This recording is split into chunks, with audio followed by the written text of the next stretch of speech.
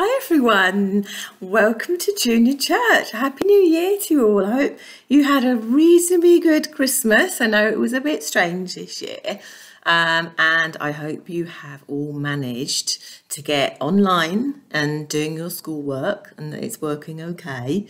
And I think I just want to say, just keep going because I'm sure you're all doing absolutely fabulously. Okay, so keep going at all your schoolwork and helping out around the house and doing all the good things. So I wanted to talk to you today. I've got a story to tell you. Actually, I've got two stories to tell you. First of all, it's a story for me. And second of all, it's a story about Jesus. But let's go to the first one. So I used to work in a place called Cumbria. I don't know if anyone knows Cumbria. It contains an area called the Lake District. It's very, very far away from here. And it's about a 5 or something hour drive, and I used to drive up on a Sunday night and work there all week and drive back home on a Friday. And because it was such a long drive, I would have to stop for petrol, either on the way up or the way back. And this one week, I was really busy at work and I flew out of the office so fast, I just wanted to get home. And I stopped halfway home to get some petrol. And as I was paying for the petrol, the lady said to me, he asked me how much, told me how much it was, I paid for the petrol, and she then handed my receipt and she said, "There you go, Kirsty."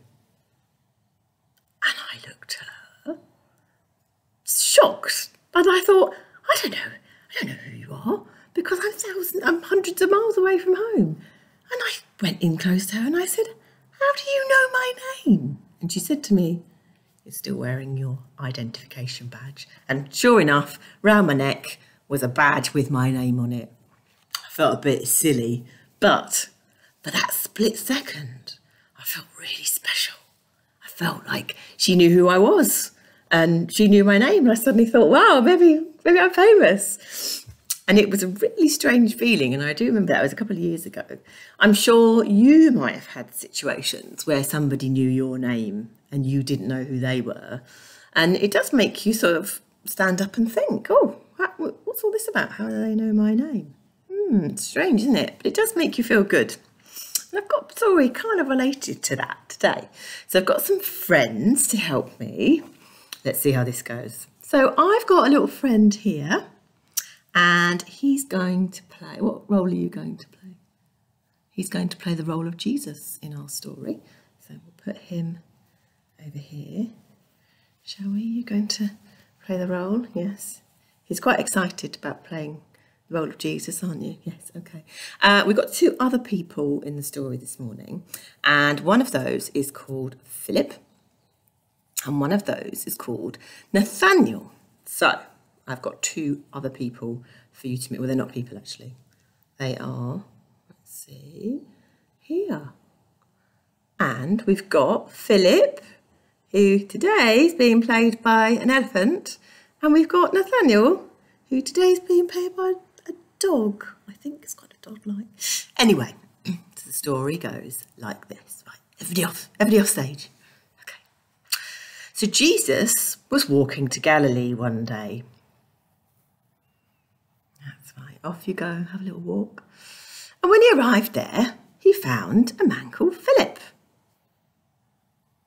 Jesus walked towards him. "Philip," Jesus said, "follow me." And Jesus walked a little bit further. Philip was so surprised at this sudden meeting and he ran to find his friend Nathaniel. Oh, he's running away. Gosh, he's running past Jesus. Where's he going? He doesn't know. He's so excited. Anyway, he runs to find Nathaniel. And he's "Oh, Nathaniel, where are you?" Here I am. And Philip says to Nathaniel, "I've found him. I've found Jesus, the Messiah, the son of Joseph from Nazareth." Now, Nathaniel just laughed out loud. He said, "I don't think so." Philip looked shocked and said, "It is him. It's Jesus." But Nathaniel just laughed again. He wasn't really fussed, didn't really believe him. Philip was very disappointed with Nathaniel's reaction and decided there was one way to change his mind. "Come with me. Come and see." Reluctantly, Nathanael agreed and said, "Oh, okay, all right, I'll come with you." So they set off. And as they approached Jesus, he saw them first. And Jesus said, "Look, here is a good and honest man," and held out his arms to him, pointing to Nathanael. Nathanael was astonished. Jesus seemed to know him already. "How do you know me?" Nathanael asked. Jesus smiled and told him, "I saw you sitting over there." Nathanael was a bit puzzled by this, and Jesus continued saying, "I saw you before Philip found you and called you to come and see me." Nathanael looked at Jesus.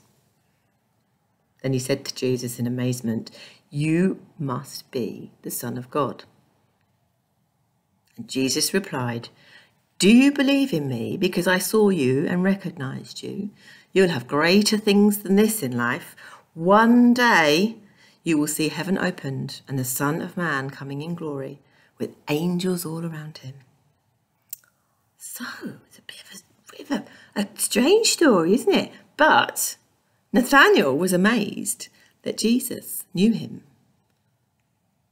And we should be amazed that God knows us.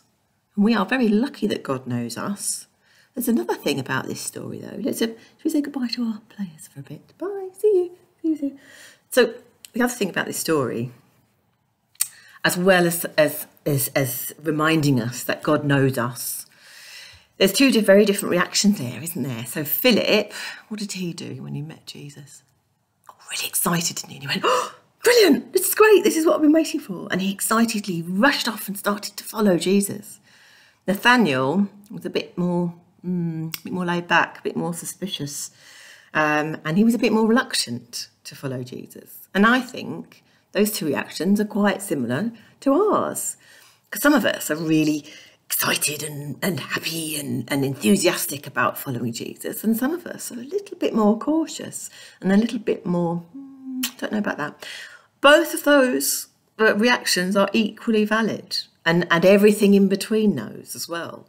We're all different, and we all see God differently. We all feel God differently. We all hear God differently, and that's absolutely fine. I wanted just to finish with a nice thought really from that story, which is, I know it's really tough at the moment, and I know everyone's having all sorts of different experiences of lockdown, whether you're stuck in, or you're arguing with the family, or you're lonely, or you're sad, or you're bored. We're all having different experiences. So I just wanted to say, keep going. You're doing really well. And don't forget, God knows your name. God knows your name, and you are special. All right, I'm going to say bye now, and I'll see you again soon. Should we say goodbye to our players? Bye. He's quite fluffy, isn't he? But he did want to say goodbye. And shall we also say goodbye to our other players here? Ooh, don't know where they are.